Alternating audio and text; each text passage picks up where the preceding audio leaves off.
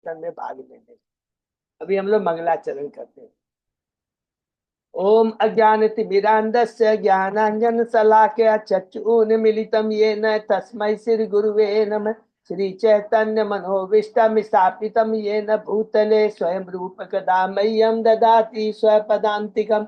वन्देऽहं श्रीगुरु श्रीयुतपथकमलं श्रीगुरु वैष्णवांश्च श्रीरूपं साग्रजातं सहगण रघुनाथं वितं तं सजीवम् स्वादेतं सावधूतं परिजं सहितं कृष्ण चैतन्य देवम श्री राधा कृष्ण पादान सहगण ललिता श्री विशाखा वितांत च। नम ओम विष्णु पादाय कृष्ण प्रेष्ठाय भूतले श्रीमते भक्ति वेदांत स्वामिन इति नामिने। नमस्ते सारस्वती देवे गौरवाणी प्रचारिणे निर्विशेषा शून्यवादी पाश्चात्य देश तारिणे। वांछा कल्पतरुभ्यश्च कृपा सिन्धुभ्येव च पतितानां पावनेभ्यो वैष्णवेभ्यो नमो नमः। नमो महावदान्याय कृष्ण प्रेम प्रदायते कृष्णाय कृष्ण चैतन्य नामने गौरत्से नमः। हे कृष्ण करुणा सिंधु दीन बंधु जगतपते गोपेश गोपिका कांत राधा कांत रमस्तुते। तप्त कांचन गौरांगी राधे बिंदाबनेश्वरी वृषभानुसुते देवी प्रणमामि हरिप्रिये। नीलांचल निवासाय नित्याय परमात्मने बलभद्र सुभद्रायां जगन्नाथाय ते नमः। जय श्री कृष्ण चैतन्य प्रभु नित्यानंद श्री अद्वैत गदाधर श्रीवासादि गौर भक्त बिंद। मुखम करोति वाचालम पंगु लंघे गिर यत्कृपातमहं वंदे श्री गुरु मदीन तारिणं। परमानंद माधवम श्री चैतन्येश्वरं। हरे कृष्ण कृष्ण कृष्ण हरे हरे हरे राम राम राम हरे हरे। श्री श्री मंगलाचरण की जय। श्रीला प्रभुपाद की जय। हरे कृष्णा। आज की इस भागवतम चर्चा में सभी भक्तों का हार्दिक स्वागत है। सभी भक्तों के चरणों में मेरा सादा दंडवत प्रणाम है। राधा माधव राधा गोविंद परम वैष्णव गुरु आचार्य की असीम कृपा से हम सब भक्त लोग मिलकर से भागवत के ऊपर चर्चा कर रहे हैं। कैंटो 8 हमने शुरू किया है। कैंटो 8 के प्रथम अध्याय में है, शीर्षक है ब्रह्मांड के प्रशासक मनु। इसके बारे में हम पढ़ रहे हैं। तो अभी तक हम लोगों ने जो कुछ भी पढ़ा है उसको संक्षेप में दोहराते हैं। परीक्षित महाराज सुखदेव गोस्वामी जी से कहते हैं कि हे सुखदेव गोस्वामी जी, मुझे आप ब्रह्मा जी के एक दिन में जितने भी मनु आते हैं शासन करते हैं, वर्तमान में जो मनु चले गए, प्रेजेंट के जो मनु है और भविष्य में जो मनु आएंगे, उनके कार्यकलापों के बारे में मुझे बताइए। तो सुखदेव जी गोस्वामी जी कहते हैं कि ब्रह्मा जी के एक कल में एक दिन में 14 मनु आते हैं और अभी ये जो है 7वां मनु चल रहा है। 6 मनु ऑलरेडी आके जा चुके हैं और इसमें मैंने जो प्रथम मनु है शांभु मनु, उसकी पुत्री जो देवहूति है उसका कार्यकलाप और डिटेल में वर्णन तृतीय स्कंद में कर दिया है। और उनकी जो दूसरी पुत्री है मनु की आकुति, जिनके भगवान यज्ञ उनके गर्भ से प्रकट होते हैं, उसके बारे में मैं तुम्हें बताऊंगा।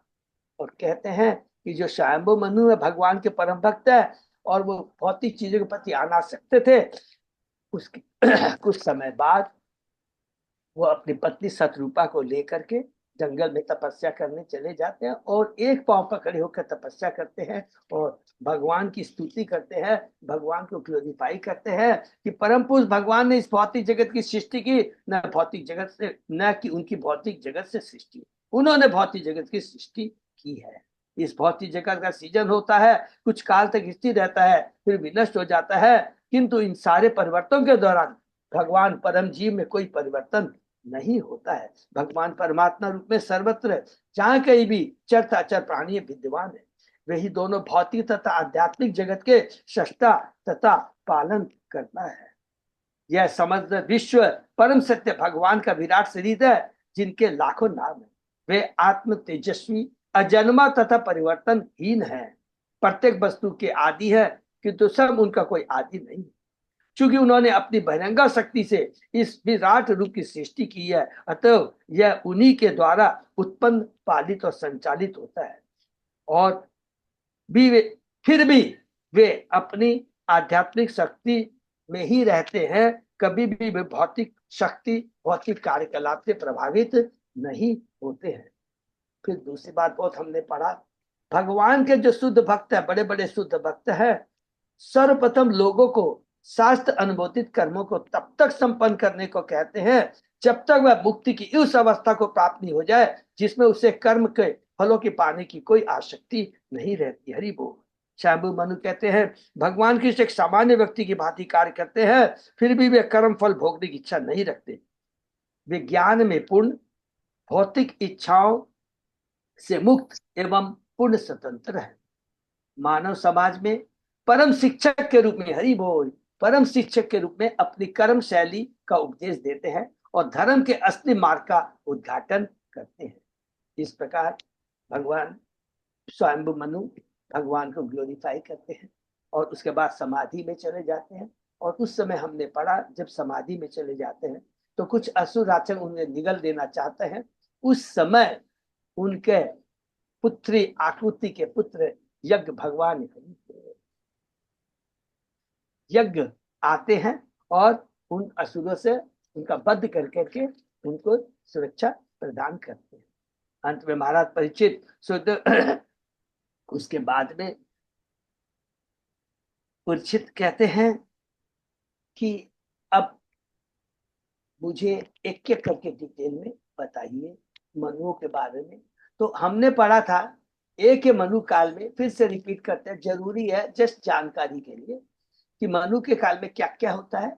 मनु स्वयं मनु आते हैं अलग, जो ब्रह्मा जी के एक दिन में 14 मनु होते हैं, तो एक एक मनु आता है जिनका शासन काल कितना है 1000 डिवाइडेड बाई 14, अर्थात करीब करीब 72 चतुर्युग, दिव्य चतुर्युग बोलेंगे, दिव्य चतुर्युग।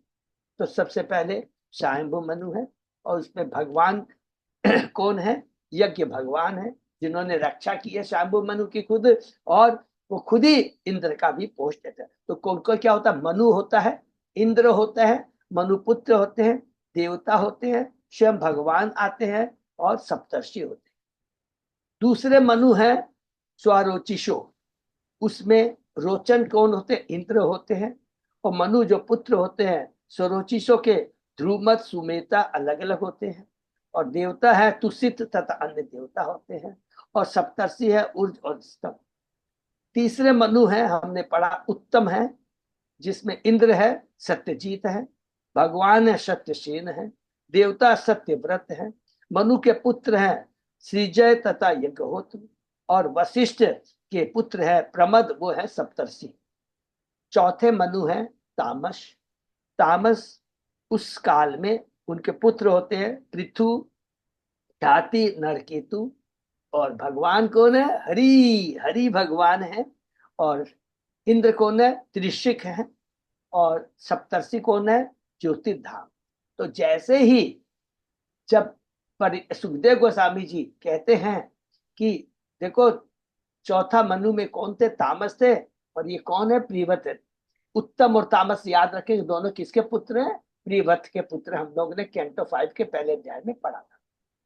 और जब कहते हैं कि इस मनु काल में हरि आकर के गजेंद्र को मोक्ष दिलाते हैं, तो तुरंत परीक्षित कहते हैं, महाराज पक्षी कहते हैं सुखदेव स्वामी से कि मुझे विस्तार से बताएं कि किस प्रकार भगवान हरि ने गजेंद्र को घड़ियाल से छुड़ाया था। तो ये बात कहते हैं। और अध्याय 2 में अब हम प्रवेश करते हैं। 2, 3, 4, 3 अध्याय के अंदर में सुखदेव गोस्वामी जी बहुत डिटेल में घड़ियाल और गजेंद्र की लीला हमारे सामने प्रस्तुत बहुत डिटेल में करे। बहुत अच्छी लीला है, इसके अंदर कितना अच्छी गजेंद्र की स्तुति है, कितना अच्छा ज्ञान है। इसको हम लोग अध्याय 2 को आज शुरू करते हैं। ओम नमो भगवते वासुदेवाय, ओम नमो भगवते वासुदेवाय, ओम नमो भगवते वासुदेवाय। नारायण नमस्कृत्य नरं चैव नरोत्तमं देवी सरस्वती व्यासं ततो जयन्ति। नस्प्रायेषु अभद्रेषु नित्यं भागवत सेवया भगवती उत्तम श्लोके भक्ति भवति नैष्टिकी। कृष्णाय वासुदेवाय देवकी नंदनाय च नंद गोप कुमाराय गोविंदाय नमो नमः। आराधयो भगवान भजेश तनय ततदाम वृंदावनम रमया काचित उपासना व्रजवधु वर्गेण्य कल्पिता श्रीमद्भागवतम प्रमाणम अमलम प्रेमापुमतो महान श्री चैतन्य महाप्रभो मतमिदं तत् आदरो न पर। हरे कृष्ण कृष्ण कृष्ण हरे हरे हरे राम राम राम हरे। कैंटो 8 अध्याय 2 शीर्षक है गजेंद्र पर संकट। तो हम लोग समरी पढ़ते हैं। इस स्कंद के द्वितीय तृतीय एवं चतुर्थ अध्याय में यह बताया गया है कि भगवान ने किस तरह चतुर्थ मनु के राज्यकाल में हाथियों के राजा गजेंद्र को संरक्षण प्रदान किया। इस द्वितीय अध्याय में बताया गया है कि जब हाथियों का राजा अपनी पत्नियों सहित जल विहार कर रहा था तो सहसा एक घड़ियाल मगरमच्छ ने उस पर आक्रमण कर दिया और गजेंद्र ने अपनी रक्षा के लिए भगवान के चरण कमलों पर आत्मसमर्पण कर दिया।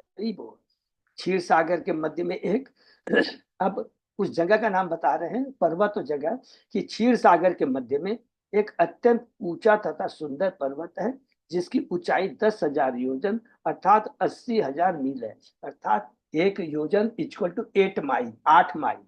यह पर्वत त्रिकुट कहलाता है। त्रिकुट पर्वत की घाटी में एक सुंदर उद्यान है जिसका नाम ऋतुमत है, जिसे वरुण ने बनाया था। उस क्षेत्र में एक सुंदर सरोवर भी है। एक बार हाथियों का प्रमुख अपनी पत्नियों सहित उस सरोवर में जल विहार करने गया। उन सबों ने जलचरों को तीतर बीतर कर दिया। इससे उस सरोवर के अत्यंत बलशाली घड़ियाल ने तुरंत ही हाथी के पांव पर झपटा मारा। इस हाथी तथा घड़ियाल में महान युद्ध छिड़ गया।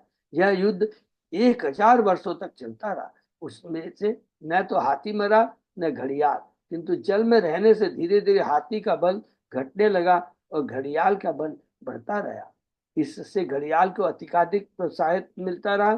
तब अपने को असहाय पाकर एवं अपनी रक्षा का अन्य साधन न देकर हाथी ने भगवान के चरणों की शरण ग्रहण की। हरि बोल। तो शुरू करते हैं। श्री शुकवाच आसीत गिरिवरो राजन त्रिकुट इति विश्रुत क्षीरे चिरे चिरे उद्देनावृत श्रीमान योजन अयुतम उच्छ्रित। सुखदेव गोस्वामी ने कहा, हे राजन, त्रिकुट नाम का एक विशाल पर्वत है। यह 10,000 योजन 80,000 मील ऊंचा है। चारों ओर से क्षीर सागर द्वारा घिरे होने के कारण इसकी स्थिति अत्यंत रमणीक है। तावता विस्तृत पर्यक्त्रिभि श्रृंगे पयोनिधिम दिश खम्बरोचयन आस्ते रोप्य अयस हिरण्मयी अन्ये च ककुक सर्वा रत्न धातु विचित्रिते नाना ध्रुमलता गुल्मे निर्घोषे निर्जर अब अम्भशाम।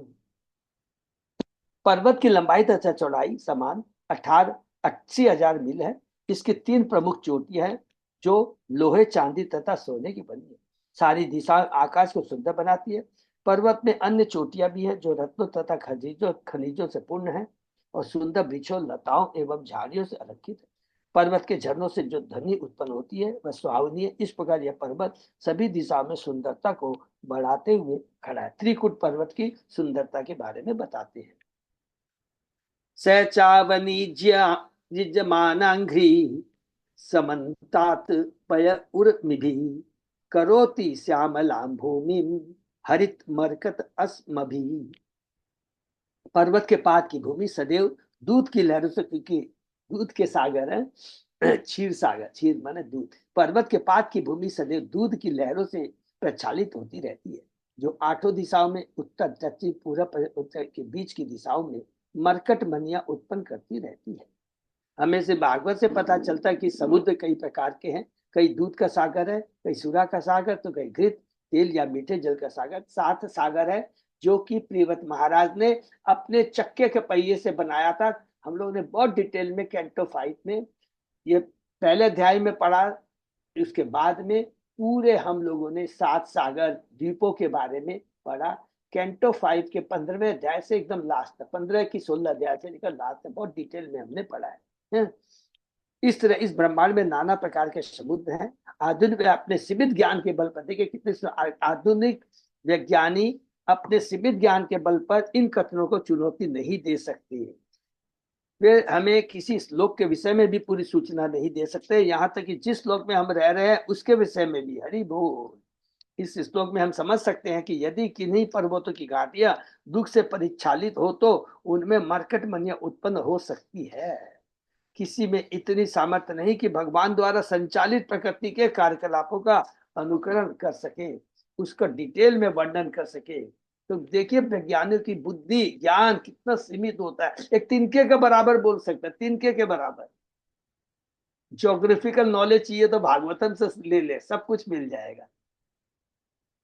रिद्धचारं गंधर्वे विद्याधर ऊर्गे किन्नर अप्सरो बीच क्रीडभि जुष्ट कंधर।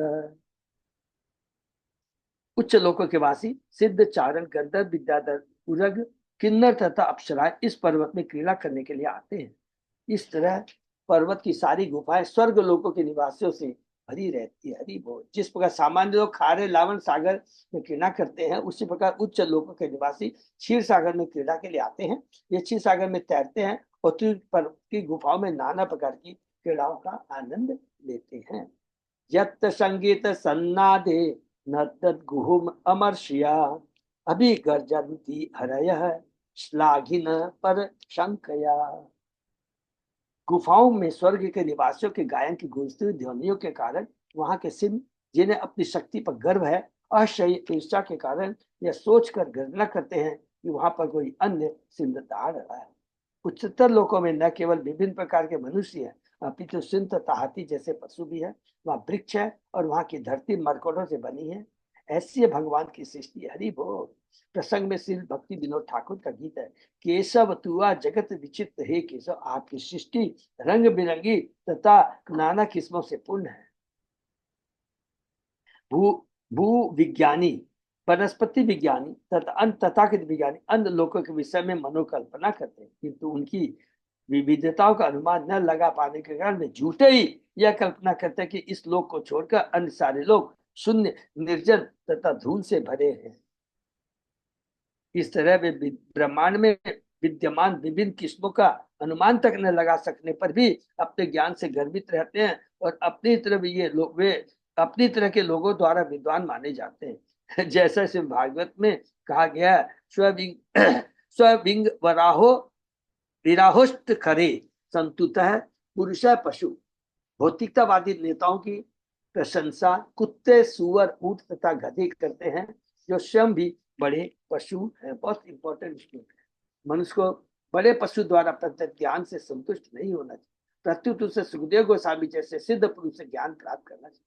महाजनों ये गतः पंथा, हमारा कर्तव्य है कि महाजनों के उपदेशों का पालन करें। महाजनों की संख्या 12 है, जो कि हम लोगों ने कैंटो 6 में पढ़ा था। कैंटो 6 के 3 अध्याय में स्वयंभु मनु नारद शंभु कुमार कपिलो मनु प्रहलादो जन को विष्णु बलि व्यास व्यास किरवयम। किरवयम माने सब हम लोग पढ़े थे ना, माने ये कौन कह रहे हैं? ये श्लोक यमराज कह रहे हैं। यमराज किसको कह रहे हैं? अपने यम दूतों को बता रहे हैं। वह माने मैं खुद, मैं और बाकी और 11 जन, टोटल मिलाकर के 12 है। ठीक है ना? वैसे की ही सुखदेव गोस्वामी है। ये जो कुछ भी कहते हैं यह तथ्यात्मक है, यही पुण्य ज्ञान है। नाना अरण्य पशुव्रात शंकुल धोनी अलंकृत चित्र चित्र धूम श्रोध्यान कलकंठ विहंगम। त्रिकुट पर्वत के नीचे की घाटियां अनेक प्रकार के जंगली जानवरों से सुशोभित और देवताओं के उद्यानों में जो वृक्ष है उन पर नाना प्रकार के पक्षी सूर्य तान से चहकते रहते हैं। तो कितना सुंदर वर्णन है। क्षीर सागर से घिरा हुआ है भाई। सरित सरोबी अक्षोदेव अच्छोदे पुलिने मणि बालू के देव स्त्री मंजन आमोद शोरबाम्बु अनिले युत।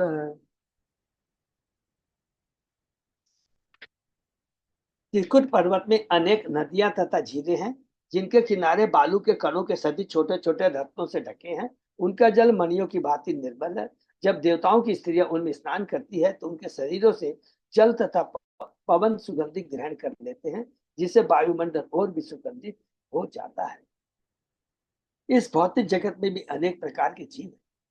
पृथ्वी के मनुष्य सामान्यतः अपने शरीरों की दुर्गंध रोकने के लिए बाहर से सुगंधित पदार्थ लगाते हैं, किंतु यहाँ पाते हैं कि देवताओं के स्त्रियों की शारीरिक सुगंधि से नदियां, झीलें, वायु, त्रिकुट पर्वत का सारा वातावरण भी सुगंधित हो जाता है। क्योंकि उच्च लोकों की स्त्रियों के शरीर अत्यंत सुंदर होते हैं, अतः हम सहज ही कल्पना कर सकते हैं कि बैकुंठ की स्त्रियों या वृंदावन की गोपियों के शरीर कितने सुंदर होंगे। हरि बोल। तब जो देखिए कितना सुंदर प्रभुपाद जी यहाँ कह रहे हैं। जब कुछ स्वर्ग लोगों की स्त्रियों के ऐसे हैं, तो सोचिए बैकुंठ और वृंदावन के गोकुल की हमारी गोपिकाएं हैं, ब्रज गोपिकाएं, उनका कितना सुंदर वो होगा।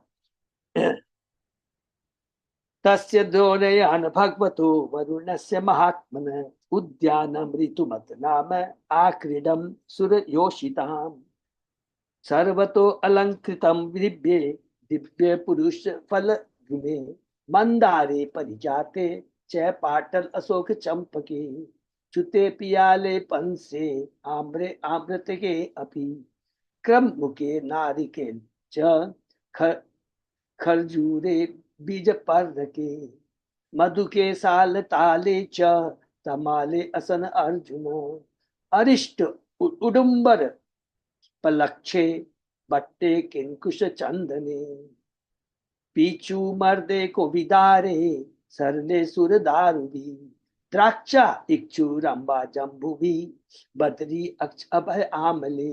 वाह। त्रिकुट पर्वत की घाटी में ऋतुमत नामक उद्यान था। यह उद्यान महान भक्त वरुण का था। वरुण ने इसे बनाया था इस उद्यान को, और यह देवांगनाओं का क्रीड़ा स्थल था। यहाँ सभी ऋतुओं में फल फूल उगते रहते थे। इनमें से मंदार, पारिजात, पाटल, अशोक, चंपक, आम्र विशेष चूत, पियाल, पनस, आम, आम्रतक, क्रमुक, नारियल, खजूर तथा अनार मुख्य थे। वहां पर मधुक, ताड़, तमाल, असन, अर्जुन, अरिष्ट, उडुम्बर, पलक्ष, बरगद, किंशुक तथा चंदन के वृक्ष थे। वहां पर पीचू मर्द, कोबीदार, सरल सूरदारू, अंगूर, गन्ना, केला, जम्बू, बदरी, अक्ष, अभय तथा आमले की भी थे। हरि बोल। कितना सुंदर यहाँ पर वर्णन हुआ। विल्बे कति पथे जम्बीरे वृत्तो भलातक आदि भी तस्मिन् सरसु विपुलम लसत कांचन पंकजम कुमुदो उत्पल कल कहलार सतपत्तो सिया ऊर्जितम मत सटपद निर्घुष्टम शकुंते च कल स्वने हंस कारंडव आकीर्णम चक्राहुवे सारसे अपि जल कुकुट को यष्टि दात युगकुल कूजितम मतस्य कच्छप संचार चलत पद्म रज पय कदम्ब वेतस नलीप वंजुल के वृतम कुंदे कुरुबक अशोके शीर्षे कूटक इंग गुदे कुब जके स्वर्ण यूथी भी नाग पुनाग जाति भी मल्लिका सत्प्रति च माधवी जाल कादिवी शोभितम तिरजी च अन्ये नित्य ऋतु भी अलम ध्रुवे।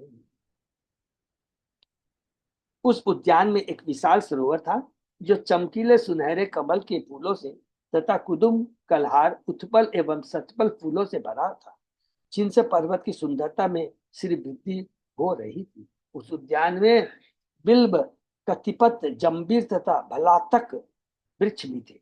मदमत भौरे मधुपान कर रहे थे और अत्यंत सुंदर ध्वनि में गान गाने करने वाले पक्षियों की चहचहाट के साथ वे भी गुनगुना रहे थे। सरोवर में हंसों, कारंडवों, चक्रावकों, सारसों, जल मुर्गियों, दातियों, कोयष्टियों तथा अन्य चहचहाते पक्षियों के झुंड थे। मछलियां तथा कछुओं के इधर उधर तेजी से गति करने से कमल के फूलों से जो पराग कण गिरे थे उनसे जल सुशोभित था। सरोवर के चारों कदम, वेतस, नल, दीप, मंजुलक, कुंद, कुर्बक, अशोक, शिरीष, कूटज, इंदुग, कुब्जक, स्वर्णयूथी, नाग, पुनाग जाति, मलिका, सतप्रत, जालका तथा माधवी लताएं थी। सरोवर के तट ऐसे वृक्षों से भली भांति भली भांति अलंकृत थे, जो सभी ऋतुओं में फल फूल देते वाले थे। इस पूरा पर्वत दिव्य दिव्य दिव्य भव्य रूप से सजा हुआ था। त्रिकुट पर्वत की नदियों तथा सरोवरों के ऐसे विशद वर्णन से यह निर्णय निकलता है कि पृथ्वी पर ऐसे अति सुंदर की कोई तुलना नहीं हो सकता। किंतु अन्य लोकों में ऐसे अनेक आश्चर्य, उदाहरणार्थ ज्ञात होता कि 20 लाख किस्म के वृक्ष है, किंतु ये सभी पृथ्वी पर नहीं पाए जाते। श्रीमद् भागवत ब्रह्मांड की सारी चीजों का पूरा पूरा ज्ञान प्रदान करते हैं। जो 84 लाख योनियों में वृक्ष जो है 20 लाख है ना, उसी बारे में प्रभुपाद जी कह रहे हैं। मनुष्य की 4 लाख है, 20 से 20 लाख, ऐसे करके टोटल डिवीजन है 84 लाख योनियों में।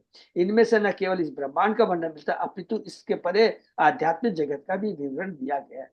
कोई भी व्यक्ति से भागवत में वर्णित भौतिक आध्यात्मिक जगत इन वर्णों को चुनौती नहीं दे सकता। हरि बोल। पृथ्वी से चंद्रमा तक जाने के प्रयास असफल हो चुके हैं, किंतु पृथ्वी के लोग यह समझ सकते हैं कि अन्य लोकों में क्या क्या विद्यमान है। इसके लिए किसी कल्पना की आवश्यकता नहीं है। कोई भी व्यक्ति श्रीमद् भागवत से वास्तविक ज्ञान ग्रहण करके संतुष्ट हो सकता है। हरि बोल।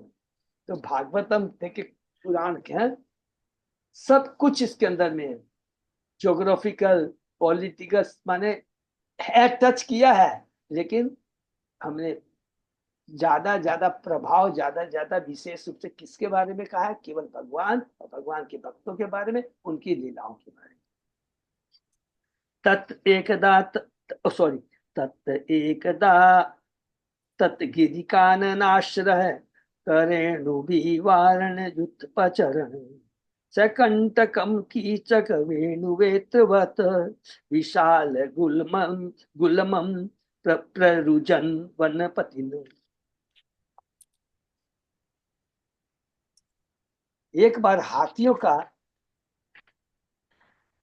का अगुआ माने प्रमुख, जो त्रिकुट पर्वत के जंगल में रह रहा था, अपनी हथिनियों के साथ सरोवर की ओर घूमने निकला। उसने अनेक वृक्षों लताओं तथा गुल्मों को उनके चुभने वाले कांटों की परवाह न करके नष्ट भ्रष्ट कर डाला। यत गंध माता हरियो गजेन्द्रा व्याघ्रादयो व्याल मृगा शखंगा महोर महोरगा च अपि भयात द्रवंती शगौर कृष्णा सरभा च मर्या। उस हाथी की सुगंध पाकर ही सारे अन्य हाथी, बाघ तथा अन्य सिंह पशु यथा सिंह गैंडे सर्प एवं सफेद काले सरब भय से भाग गए। माने सिंह भी, यहाँ तक कि चमरी हिरण भी भाग निकली। महिष शल्या गोपुक्ष सलावृक मर्कटाच अन्यत्र शुद्धा हरिणा शशादय चरन चरंती अभितायत अनुग्रहेण। इस हाथी की कृपा से लोमड़ी भेड़िया भैंसे भालू सुअर गोपुच्छ से ही बंदर खरे हिरण अन्य छोटे पशु जंगल में सर्व विचरण करते रहते थे, वे उससे भयभीत नहीं थे। लगभग सभी पशु इसी हाथी के नेतृत्व थे, फिर भी यद्यपि वे भयरहित होकर विचरण कर सकते, किंतु सम्मान के कारण वे उनके समक्ष खड़े नहीं रहते।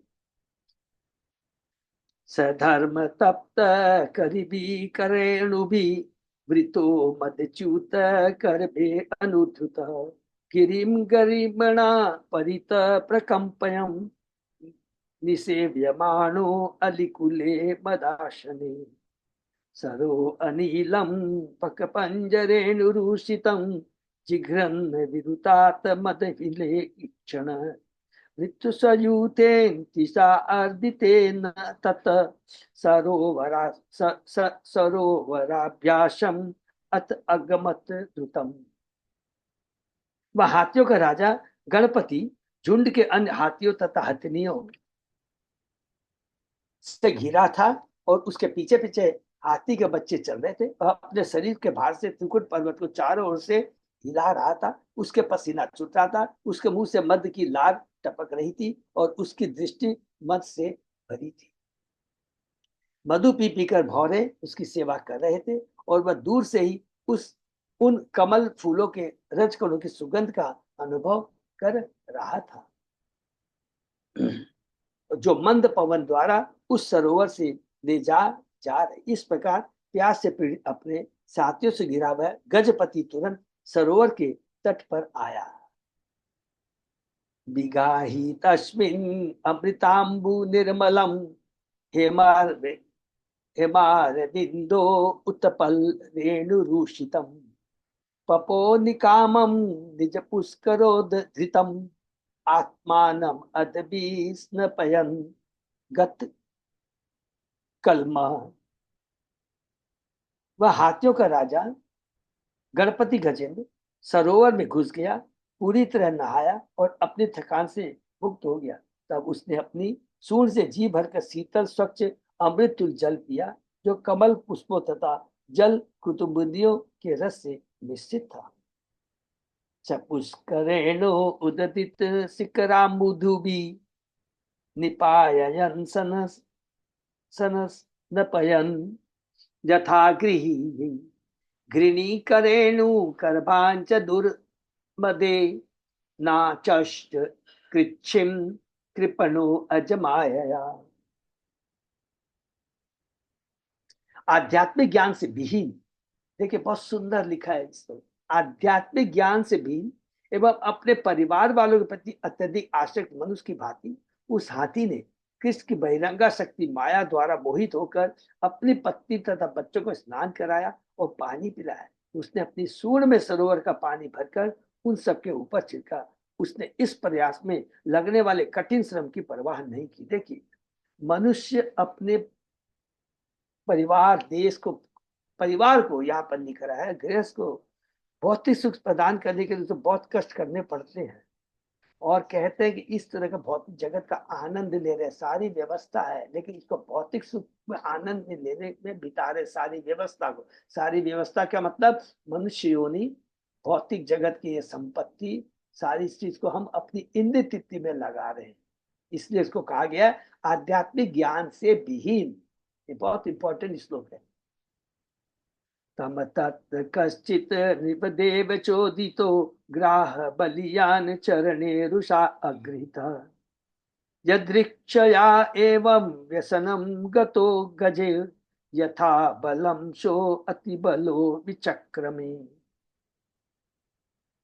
हे राजा, भाग्यवश एक बलिष्ठ घड़ियाल ने, जो हाथी पर अप्रसन्न था क्योंकि वो उधम मचा रहा था, सब कुछ, सब पेड़ झाड़ियों को सबको नष्ट कर रहा था, फूल उद्यान को नष्ट कर रहा था, केवल अपने और अपने परिवार के भौतिक सुख के लिए, जल के भीतर से ही हाथी के पैर पर आक्रमण कर दिया। हाथी निश्चय बलवान था। उसने अपनी शक्ति भर भाग्य द्वारा प्रेषित इस संकट से अपने को छुड़ाने का प्रयत्न किया। तथा आतुरम युत पतिम करेण वो विकृष्यमाणं तरसा बलीयसा विचुक्रशूदीन धियो अपरे गजा पाषण निग्रहतारयुतम न चा प्रशन। तत्पश्चात गजेंद्र को उस विकट स्थिति में देखकर उसकी पत्नियां अत्यधिक दुखी हुई और चिंगाड़ने लगी। दूसरे हाथियों ने गजेंद्र की सहायता करनी चाहिए, किंतु घड़ियाल की विपुल शक्ति के कारण वे उसे पीछे से पकड़कर उसको नहीं बचा पाए। हरि बोल। नियुद्य तो एवमी भे नक्रयो विकर्षतो अंतरो बहिर्मिथ समासहस्रम व्यगमन महीपते सपाणयो चित्रम अमसंतामरा। हे राजा, इस तरह हाथी तथा घड़ियाल जल के बाहर तथा जल के भीतर एक दूसरे को घसीट कर 1000 वर्षों तक लड़ते रहे। 1000 वर्षों तक युद्ध चलता रहा। इस लड़ाई को देखकर देवतागण भी अत्यंत चकित थे। ततो गजेन्द्रस्य मनोबल ओजसाम कालेन दीर्घेन महान अभूत व्यय विकृष्य मानस्य दत्त जले अवदिशतो विपर्ययो अभूत शकलम जलो ओकृशः। तत्पश्चात जल के भीतर खींचे जाने तथा दीर्घ काल तक लड़ते रहने के कारण हाथी की मानसिक, शारीरिक तथा ऐन्द्रिय शक्ति घटने लगी। इसके विपरीत जल का पशु होने के कारण घड़ियाल का उत्साह उसकी शारीरिक शक्ति तथा इंद्रिय शक्ति बढ़ती रही। बहुत इंपॉर्टेंट श्लोक है। हम आध्यात्मिक जगत के हैं, हम भौतिक जगत रूपी माने जल रूपी भौतिक जगत में आकर के माया रूपी घड़ियाल से लड़ने की चेष्टा कर रहे हैं। तो माया का तो ये अपना ग्राउंड है और हम तो आध्यात्मिक जगत के हैं, तो उनसे कैसे लड़ सकते हैं? जिस प्रकार हाथी रूपी आध्यात्मिक जगत का प्राणी भौतिक जगत रूपी माया माने घड़ियाल से हम लड़ाई का प्रयत्न कर रहे। हरि बोल। हाथी तथा घड़ियाल की लड़ाई में अंतर यह था कि हाथी अत्यंत शक्तिशाली होते हुए भी पराये स्थान अर्थात जल में था। पराये स्थान माने भाड़े के दूसरे के घर में था। जैसे कि हम आत्मा बहुत शक्तिशाली है, सच्चिदानंद है, भगवान का अंश है, लेकिन हम लोग क्या है, पराये घर में आकर करके हम लोग उसमें सुख होने का प्रयत्न करते हैं। पराये स्थान अर्थात जल में था। 1000 वर्षों की लड़ाई के दौरान उसे कोई भोजन नहीं मिल पाया, जिससे उसकी शारीरिक शक्ति क्षीण होने लगी। भौतिक जगत में आकर करके हम भौतिक पराये जो कि चीजों में सुख प्राप्त करने की चेष्टा करते हैं, तो सुख कभी नहीं मिल सकता है। कोई भोजन नहीं पा पाया, तो हरि नाम है हमारा भोजन है। आध्यात्मिक जगत का हरि नाम है, आत्मा का भोजन है हरि नाम। भोजन नहीं मिल पाया, जिससे उसकी सारी शक्ति क्षीण होने लगी। उसकी सारी शक्ति क्षीण होने से मन भी कमजोर पड़ने लगा और उसकी इंद्रिया शिथिल पड़ गई। किंतु घड़ियाल तो जल का प्राणी है, माया तो भौतिक जगत की प्राणी है। उसे किसी तरह की कठिनाई नहीं हुई, उसे भोजन प्राप्त होता रहा, जिससे उसे मानसिक शक्ति तथा इंद्रिय प्रोत्साहन मिलता रहा। इस प्रकार जहाँ हाथी का बल घटता गया, वह घड़ियाल अधिकाधिक बलशाली बनता गया। अब हम इससे यह शिक्षा ज्ञान कर सकते हैं कि माया से लड़ाई में हम ऐसी स्थिति में न पड़े जिससे कि हमारा बल उत्साह तथा इंद्रिया जोर जोर से लड़ने में असमर्थ हो जाए। केवल भौतिक चीजों के पीछे हमारे कृष्ण आंदोलन ने सचमुच माया के विरुद्ध युद्ध ठान लिया है, जिससे सारे जीव सभ्यता की झूठी बुद्धि लेकर सड़ रहे हैं। इस कृष्णाबंध आंदोलन के सहपाठियों में सदा शारीरिक शक्ति उत्साह तथा इंद्रिय शक्ति रहनी चाहिए। सही रहने के लिए उन्हें अपने को सामान्य दशा में रखना चाहिए। सामान्य दशा हर एक के लिए एक सी नहीं होती, अतएव वर्णाश्रम विभाग बनाए गए। देखिए कितनी बढ़िया लिखा है। वर्णाश्रम का कारण इसलिए है, सब अपने कर्म स्वभाव के साथ सबका अलग अलग स्वभाव होता है, गुण होते हैं, और उसी के साथ वो ब्राह्मण क्षत्रिय वैश्य शूद्र उसे गुणों के साथ उसे बोला जाता है कि ये ब्राह्मण है, ये क्षत्रिय है, ये वैश्य शूद्र। हरि बोल। ब्राह्मण क्षत्रिय वैश्य शूद्र ब्रह्मचर्य गृहस्थ वानप्रस्थ तथा संन्यास। विशेषतः इस कलयुग में संन्यास लेने की सलाह नहीं दी जाती है। देख लीजिए, कई बार क्या प्रभुपाद जी इतने कृपालु है कि अपने अनुवाद से अपने परपोर्ट से बता देते हैं। गुरु होता है समय काल देश पात्र के अनुसार वो हमें गाइड करता है, इसलिए गुरु का आश्रय बहुत जरूरी है। गुरु है जो शास्त्रों की वाणी को कितना सुंदर ढंग से, सुंदर ढंग का मतलब है एग्जैक्ट, माने पॉइंट फुल स्टॉप कोमा का भी वो अपने मन से नहीं बोलते हैं, प्लीज याद रखेंगे। एग्जैक्ट भगवान क्या बोलना चाहते हैं वो हमारे सामने हमें बताते हैं। इसलिए कलयुग में संन्यास की सलाह नहीं दी जाती है। अश्वमेघ गवालंबम संन्यासम पल्पैत्रिकम देवरेण सुतो पतिम कलो पंच विवर्जयेत। इससे हम समझ सकते हैं कि इस युग में संन्यास आश्रम इसलिए वर्जित है क्योंकि लोग बलवान नहीं है।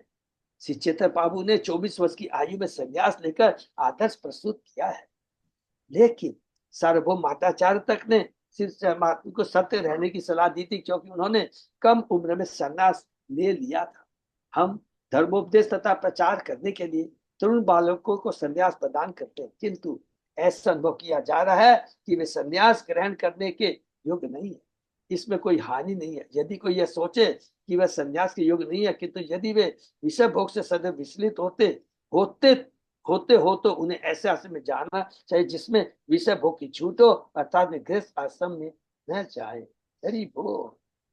यदि कोई एक स्थान में आसक्त जान पड़े तो इसका अर्थ यह नहीं होता कि वह घड़ियाल रूपी माया से लड़ना बंद कर दे। हरि बोल। बहुत सुंदर है। हमें कृष्ण के चरण को शरण ग्रहण करनी, जैसे गजेंद्र किया था, उसी के साथ वह गृहस्थ भी बना रह सकता है यदि वह विषय भोग में लिप्त रहने से संतुष्ट है। लड़ाई बंद करने की आवश्यकता नहीं है। अतः श्री चैतन्य महाप्रभु ने संतुत किया, स्थाने स्थिता सुति गता तनुवांगम मनोभी। कोई अपने अनुकूल किसी भी आश्रम में रह सकता है, संन्यास ग्रहण करना अनिवार्य नहीं है। यदि उसका मन विषय भोग से चलामान रहता है तो उसे गृहस्थ आश्रम में प्रवेश करना चाहिए, लेकिन उसे लड़ाई जारी रखनी चाहिए। जो दिव्य पद को प्राप्त नहीं है उसके लिए कृत्रिम रूप से संन्यास ग्रहण करना कोई श्रेय की बात नहीं है। यदि संन्यास उपयुक्त नहीं है तो वह गृहस्थ आश्रम में प्रविष्ट होकर माया के विरुद्ध बलपूर्वक लड़ सकता है, लेकिन उसे लड़ाई बंद करके भागना नहीं चाहिए। बहुत सुंदर है प्रभुपाद जी, हरि बोल। इतना सुंदर यहाँ पर प्रभुपाद जी ने अपने स्क्रीन बोला है कि ये जो हम बोलते हैं ना, मन इतना सुंदर जैसे, और उसका एक पान है कि केवल ये जो हम लोग कई बार सोचते हैं ना, अरे ब्राह्मण क्षत्रिय वैश्य शूद्र, ये तो एक विभाजन है सभ्य समाज को स्थापित करने के लिए। लेकिन इस विभाजन का, और इस विभाजन के अंदर जो भी है, चाहे ब्राह्मण क्षत्रिय वैश्य शूद्र जो भी है, गृहस्थ वानप्रस्थ ब्रह्मचर्य से, सबका उद्देश्य एक ही है कि माया से युद्ध करना। कोई सोचेगा कि मैं ब्रह्मचारी हूं, माया से, उसको भी युद्ध करना पड़ेगा, गृहस्थ को भी, सबको युद्ध करना पड़ेगा। और वो युद्ध में तभी जीत सकता है जब वो कृष्ण भावनाविद को स्वीकार करता है। अगर मैं सोचता मैंने संन्यास ले लिया लेकिन अभी तक भौतिक इच्छाएं बनी हुई है, तो ये पाखंडी दिखाने की आवश्यकता नहीं है। तुरंत गृहस्थ जीवन में प्रवेश करो और गृहस्थ जीवन के नियमों का पालन करो। लेकिन लक्ष्य क्या है?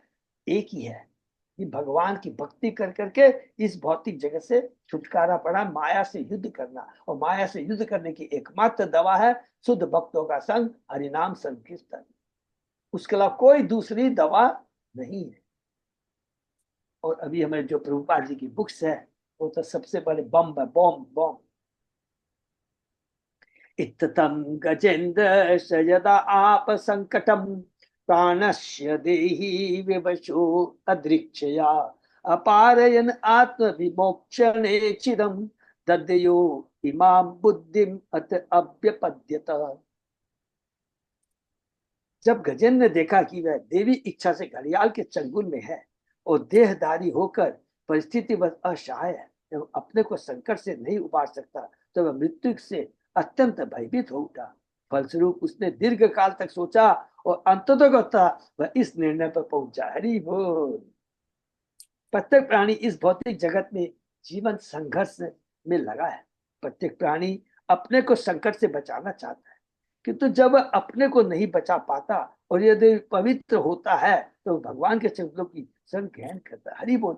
यदि वो अपने को नहीं बचा पाता और यदि वह पवित्र होता है, बहुत इंपॉर्टेंट चीज है कि कुछ जो लोग होते हैं अज्ञानी होते हैं ना। दो तरह के लोग हमने पढ़ा ना, जो मध्यम श्रेणी के जो हमारे जो भक्त होते हैं क्या करते हैं, अज्ञानियों को पर कृपा करते हैं, और जो ईर्ष्यालु होते हैं, मायावादी होते हैं, निरंकारी होते हैं, उनसे उनकी उपेक्षा करते हैं। तो यहाँ पर कहते हैं पवित्र है, यदि वह पवित्र होता है, माने भगवान को रिजेक्ट नहीं करता, नास्तिक नहीं है, वो नास्तिक नहीं है। पहले भौतिक की बहुत इच्छा, हम सबों की वही हालत है, लेकिन जब हम रियलाइज करते हैं कि नहीं, इसमें सुख नहीं है, तो भगवान के शब्दों की शरण ग्रहण करता है, हरि बोल। इसकी पुष्टि भगवद गीता में हुई है। चतुर्विधा भजन्ते माम जना सुखितो अर्जुन आर्त जिज्ञासु अर्थात ज्ञानी च भरत। चार प्रकार के पवित्र व्यक्ति, जो संकट में हो, जिन्हें धन की आवश्यकता हो, जो ज्ञान की खोज में हो, तथा जो जिज्ञासु हो, अपनी रक्षा के लिए या प्रगति करने के लिए भगवान की शरण ग्रहण कर। गजेंद्र ने इस संकट की घड़ी में भगवान के संकल्प की शरण ग्रहण करने का निश्चय लिया, हरि बोल। पर्याप्त विचार करने के बाद ही वह इस सही निर्णय पर पहुंचा था। ऐसा निर्णय पापी व्यक्ति नहीं ले पाता, हरि बोल। ऐसा निर्णय पापी व्यक्ति नहीं ले पाता, जो असुर प्रवृत्ति का होता है, जो नास्तिक होता है, वो ऐसा निर्णय नहीं ले पाता। अच्छा, भगवत गीता में कहा गया है कि जो पवित्र सुकृति हो वे यह निर्णय ले सकते हैं कि संकट या विषम स्थिति में मनुष्य के किरण के कृष्ण के चरणों की शरण ग्रहण करनी चाहिए, हरि बोल। नमामि मे ज्ञात आतुरम गज्जा कुत करिण्य प्रभवन्ति भोचितुम ग्राहेण पाशे विधातु आवृतो अपि अहम यामि परम परायणम। जब मेरे मित्र तथा अन्य संबंधी हाथी मुझे इस संकट से नहीं उबार सके, तो मेरी पत्नियों का तो क्या कहना ही क्या, ये कुछ भी नहीं कर सकती। यह देवी इच्छा थी कि इस घड़ियाल ने मुझ पर आक्रमण किया है। क्या सुंदर बात बोल रहा, देखिए चेतना कितनी उच्च कोटि की है। यह देवी इच्छा थी कि इस घड़ियाल ने मुझ पर आक्रमण किया है। तो मैं उन भगवान की शरण में जाता हूँ जो एक को, यहाँ तक कि महापुरुषों को भी सदैव शरण धारण करते। हरि बोल। ये तो भगवान की इच्छा से, अहेतु की कृपा से, जिन्होंने मेरे को कष्ट दिया इस भौतिक जगत में। मैं तो अपने परिवार देश के प्रति इतना आसक्त था, एक कुत्ते की तरह मैं खाली उनके पीछे घूम रहा था। उनकी उनकी पुष्टि करके, उनकी आस्था की पुष्टि करके अपने को समझ रहा था मैं बहुत बड़ा ज्ञानी हूँ और बहुत बड़ा योग्य पुरुष हूँ। लेकिन माया ने एक बार झटका दे के मुझे सिखा दिया कि ये कोई चीज हमारी मदद नहीं कर सकती, एकमात्र कृष्ण ही मदद कर सकते हैं। तो जब दुख भी आते हैं तो भगवान की इसको कृपा समझनी चाहिए। ये बहुत इंपॉर्टेंट बात यहाँ पर कहता है। ये सब श्लोक के अंदर में गजेंद्र के माध्यम से हम लोगों को ये शिक्षा दी जा रही है। यह संसार पदम पदम यत विपदाम रूप से में वर्णित है, जिसका अर्थ है कि इसमें पग पग पर संकट है। मूर्ख झूठे ही सोचता है कि वह इस भौतिक जगत में सुखी है, लेकिन वास्तव में वह सुखी रहता नहीं, क्योंकि जो ऐसा सोचता है वह मोहग्रस्त है, भ्रमित है। इसमें पग पग पर और हर क्षण संकट है। आधुनिक सभ्यता में मन सोचता है कि यदि उसके पास सुंदर सा मकान, सुंदर कार ही हो तो उसका जीवन पूर्ण है। पाश्चात्य जगत में, विशेषतः अमेरिका में, अच्छी कार रखना उत्तम बात है, किंतु जो ही वह सड़क पर कार चलाता है उसे संकट बना रहता है कि किसी भीषण दुर्घटना में वह मर सकता है, गाड़ी का एक्सीडेंट हो सकता है। आंकड़े बताते कि ऐसी दुर्घटना में अनेक लोग मरते रहते हैं। तो यदि हम वास्तव में यह सोचते कि यह संसार अत्यंत सुखमय स्थान है, तो यह हमारी अज्ञानता है, मूर्खता है। असली ज्ञान यह है कि यह भौतिक जगत संकट से पूर्ण है। हम वही तक जीवन संघर्ष कर सकते हैं जहां तक हमारी बुद्धि काम करती है, और इससे अपनी सुरक्षा करने का प्रयास करते हैं। किंतु जब तक भगवान कृष्ण हमें अनंत संकट से बचा नहीं लेते, तब तक हमारे प्रयास व्यर्थ रहते हैं। हरि बोल। प्रहलाद महाराज कहते हैं, बालस्य नेह शरणम, बालस्य नेह शरणम पितो नृसिंह, न तस्य चागदम उदन्वती मंजतो नु तपस्य तत्प्रति विदर्य इह अंजेष्टस तावत् विभो तनुभृताम त्वत् अपेक्षिता नाम उपेक्षिता नाम। भले ही हम सुखी रहने या इस भौतिक जगत संकटों का सामना करने के लिए कितने साधन क्यों न ढूंढ ले, किंतु जब तक हमारे प्रयासों को भगवान से पुष्टि नहीं मिल जाती, वे हमें कभी सुखी नहीं बना पाते। हरि बोल। खाली कृष्ण को केंद्र में रख के ही हम जो भी कार्य करेंगे वो कृष्णमय होंगे और हमारे को कर्म फलों से मुक्त रखेंगे। जो लोग भगवान की शरण लिए बिना सुखी रहने का प्रयास करते हैं वे मूढ़ है। कृष्ण को बिना केंद्र में रखे जो सुखी होने का प्रयत्न करता है वे मूढ़ है। न माम जिसको न मूढ़ा प्रपथे नरा। अधम लोग कृष्ण भावना ग्रहण करने में मना कर देते हैं, क्योंकि वे सोचते हैं कि कृष्ण की रक्षा के बिना ही वे अपनी रक्षा कर लेगी। हिरण्यकशिपु, यही उनकी भूल है, यही उनकी मूर्खता है, यही उनकी अज्ञानता है। गजेंद्र का निर्णय सही था। ऐसी संकट में स्थिति में उसने भगवान की शरण ग्रहण की। हरि बोल। यकश्चनो यकश्चनेशो बलिनो अंत के अंत को रगात, प्रचंड वेगात अभिधावतो भृशम, भीतम प्रपन्नम परिपाति यत् भया, मृत्यु प्रभावती अरणम तमेमहि। भगवान निश्चय ही हर एक को ज्ञात नहीं है, किंतु वे हैं अत्यंत शक्तिशाली तथा प्रभावशाली। हरि बोल। ये गजेंद्र कह रहा है। अतएव यद्यपि काल रूपी सर्प प्रचंड वेग से निरंतर मनुष्य का पीछा कर रहा है और उसे निगलने की को उद्यत है, तैयार है, तथापि यदि वह इस सर्प से डर कर भगवान के शरण में जाता है तो भगवान उसे संरक्षण प्रदान करते हैं। भगवान तो दोनों हाथ फैला के आगे बैठे ही रहते हैं, परमात्मा के रूप में सदैव बोलते रहते हैं, मेरी शरण में आ जा, एक तरफ मेरी तरफ मुख कर ले, भौतिक जगत से मुख हटा के मेरी तरफ मुख कर ले, मैं तेरा कल्याण कर दूंगा। क्योंकि भगवान के भय से मृत्यु भी भाग जाती है। अतः मैं उनकी शरण ग्रहण करता हूँ जो महान एवं शक्तिशाली परम सत्ता है और हर एक के वास्तविक आश्रय है। सुहृदम सर्वभूतानाम, जो बुद्धिमान है वह समझता है कि सबों के ऊपर एक महान तथा परम सत्ता है। एक महान और परम सत्ता, सुप्रीम सत्ता है। यह महान सत्ता गिरियों को उत्पातों से बचाने के विभिन्न अवतारों में प्रकट होती है। जैसा कि भगवता में पूछे परित्ता नाम साधु नाम विनाशाय से दुष्कृति। भगवान दो कारणों से दुष्कृति का संहार करने तथा भक्ति की रक्षा करने के उद्देश्य से विभिन्न अवतारों में प्रकट होते हैं।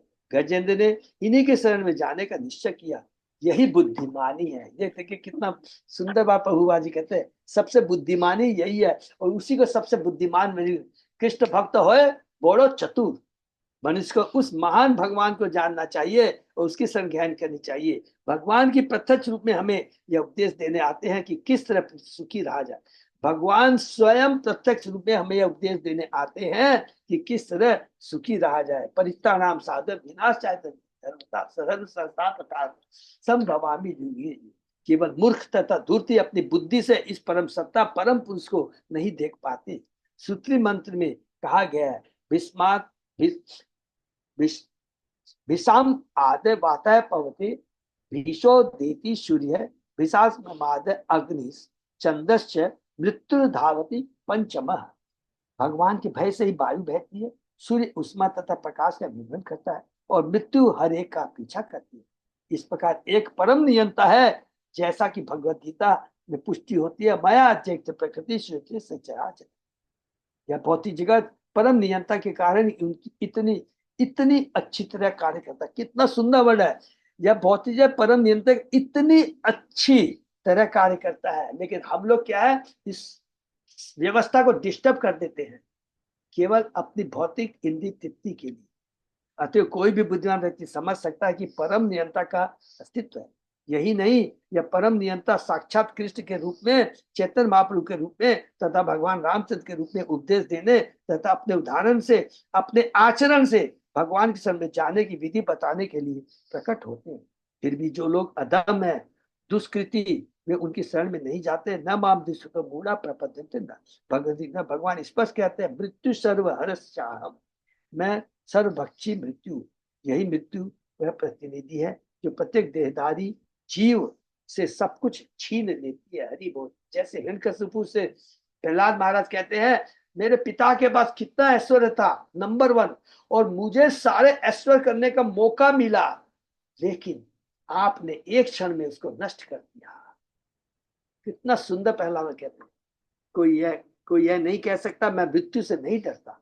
जब झूठी धारणा, हर व्यक्ति मृत्यु से डरता है, किंतु जब भगवान की संख्या करता है वे मृत्यु से बच सकता है। कोई यह तर्क कर सकता है कि आप भक्त नहीं मरता, इसका उत्तर यह है कि निश्चित रूप से उसे शरीर त्यागना होगा, क्योंकि शरीर भौतिक है। किंतु अंतर इतना ही है कि जो कृष्ण की पुण्य शरण में जाता है और कृष्ण द्वारा रक्षित होता है, उसका वर्तमान शरीर अंतिम शरीर होता है, अर्थात उसका भौतिक शरीर की मृत्यु होती है। याद रखेंगे, उसका आध्यात्मिक शरीर तो सीधा भगवान के चरणों में जाकर भगवान की सेवा में लग जाता है। उसे फिर से भौतिक से धारण करके मृत्यु के अधीन नहीं होना पड़ता। भगवद गीता में इसका आस्वादन दिया, जन्म कर्म चाहे में दिव्य में यो वेति त्यक्ता देहम पुनर्जन्म नैति मामेति सोच। भक्त अपना शरीर त्यागने के बाद भौतिक शरीर नहीं पाता, नहीं पाता, नहीं पाता, अपितु वह भगवत धाम वापस जाता है। हम सदा संकट में रहते हैं, क्योंकि किसी भी क्षण मृत्यु हो सकती है। ऐसा नहीं है कि गजेंद्र की मृत्यु से, गजेंद्र ही मृत्यु से भयभीत था। हर एक को मृत्यु से डरना चाहिए, क्योंकि हर एक व्यक्ति काल रूपी घड़ियाल द्वारा पकड़ा जाता है और किसी भी क्षण मर सकता है। अतः सर्वोत्तम मार्ग यही है कि भगवान श्री कृष्ण की शरण का अनुष्ठान किया जाए और इस संसार के जीवन संघर्ष से बचा जाए, जिसमें मनुष्य को बार बार जन्म लेना और मरना पड़ता है। इसी ज्ञान तक पहुंचना जीवन का परम लक्ष्य है। हरे कृष्णा। इस प्रकार श्रीमद् भागवत के 8वें अंतर्गत गजेंद्र पर संकट शीर्षक दूसरे अध्याय का भक्ति वेदांत तात्पर्य पूर्ण। हरि बोल। तो बहुत ही सुंदर आज दूसरा अध्याय हमने पढ़ा और बहुत सुंदर शिक्षाएं प्राप्त। तो सबसे पहले एक एक करके करते आज क्या पढ़ा। जो हम सोचते हैं कि इस पृथ्वी पर बहुत सुंदर है, बहुत सारे, अरे हम बहुत सुखी है, बहुत सारी व्यवस्था है, यहाँ पर देखिए हम लोगों ने क्षीर सागर से घिरा हुआ जितने कुछ पर्वत है, भगवान ने कितनी सुंदरताएं दी है, कितने सुंदर उद्यान बगीचे, ये किसने किया है? ये मनुष्य की ताकत है। एक मनुष्य यहाँ पर सोचता है कि एक तो इंटीरियर है, जब वो सोचता है कि मैंने इतना 20 तल्ला 50 तल्ला 100 तल्ले का मकान बनाया, ये किया। अरे तुम क्या करेगा, ये तो स्वतः भगवान ने, देखो ना कितनी सुंदर व्यवस्था कर रखी। तो पहले हमको सोचना चाहिए कि इस ब्रह्मांड में 14 भुवनों का ये ब्रह्मांड है। एक भुवन में, एक ब्रह्मांड के अंदर 14 जो भुवन है, जो इसका वर्णन हम लोगों ने डिटेल में पढ़ा, फिर से यहाँ रिपीट कर रहे हैं कि कितनी सुंदर व्यवस्था है भगवान ने की है। मनुष्य कुछ नहीं कर सकता। हजारों करोड़ों तरह के फूल हैं, सबकी अलग अलग सुगंध है, सबके अलग अलग आकार है। कला देखिए, एक फूल में कोई भी किंतु परंतु नहीं रहता है।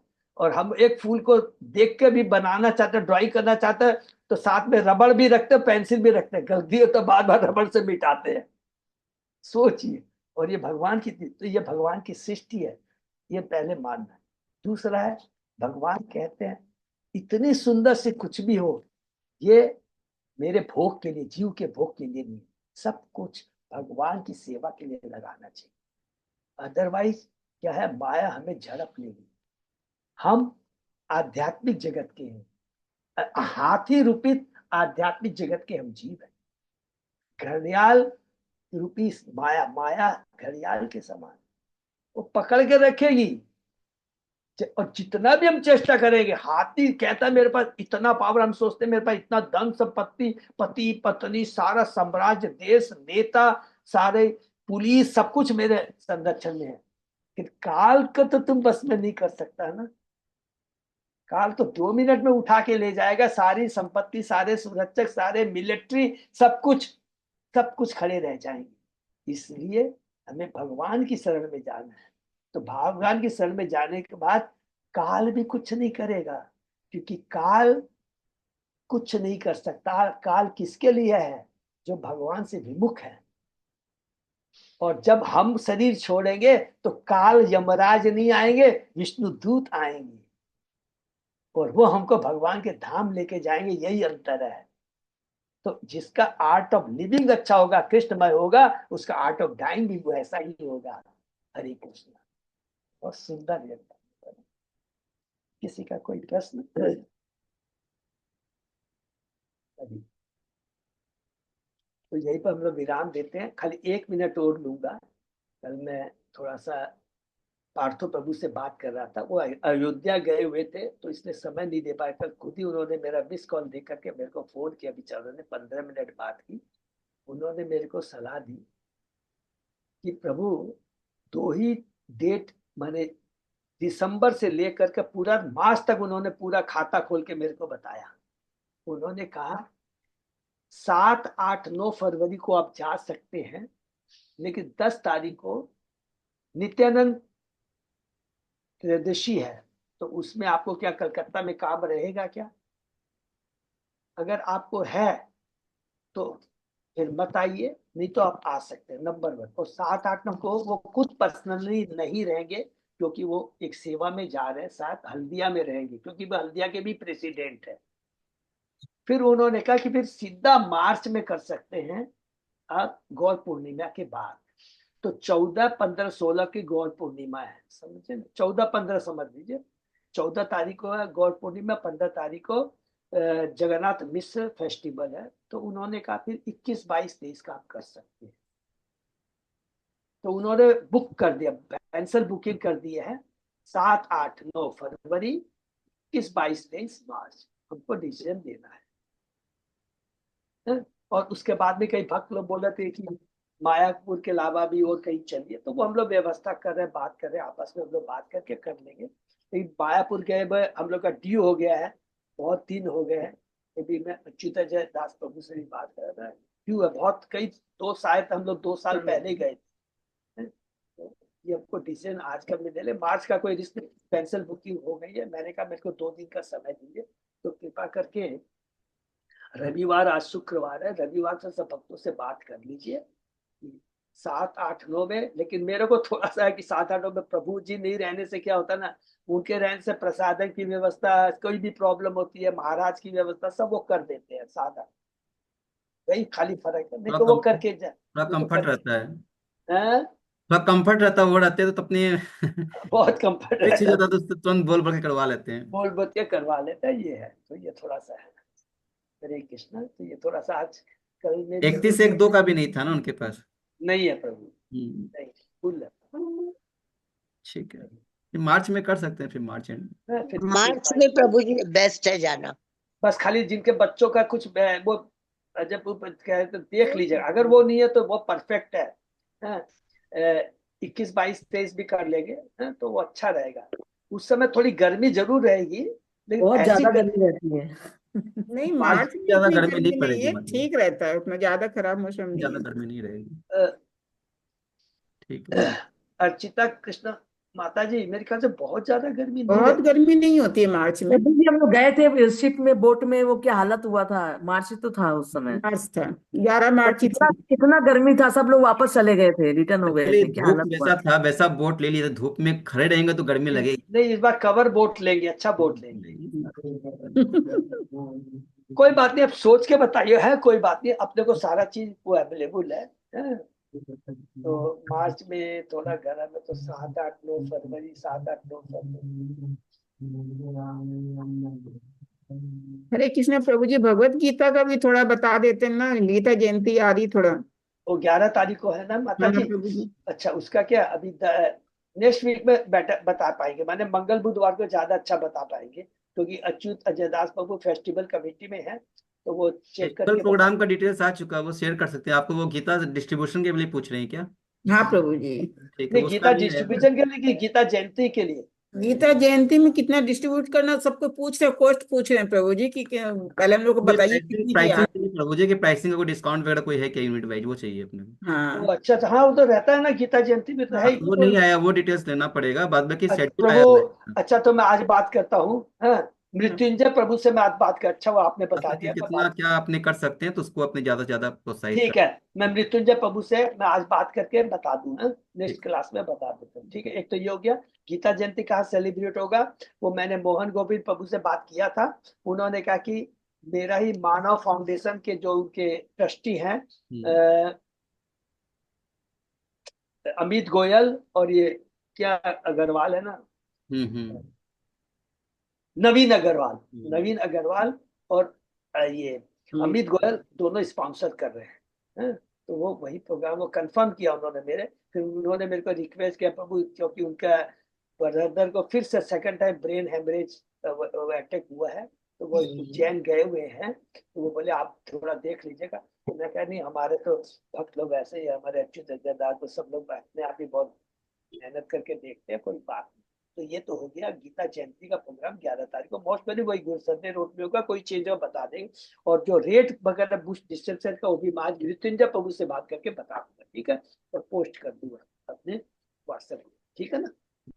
और ये खाली मायापुर का थोड़ा सा ये देख लीजिएगा, मेरे को बताइए। हरे कृष्णा, तो यही पे विराम दे। सही वक्तों का बहुत बहुत धन्यवाद। आज का शनि विराम देते हैं, फिर सोमवार सुबह 7 बजे।